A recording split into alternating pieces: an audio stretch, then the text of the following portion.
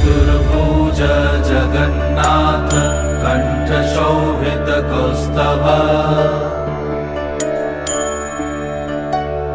Padmanabha Vedgarbh चन्द्रसूर्य विलकना Jagannath Loknath नीलाद्रीश परहरि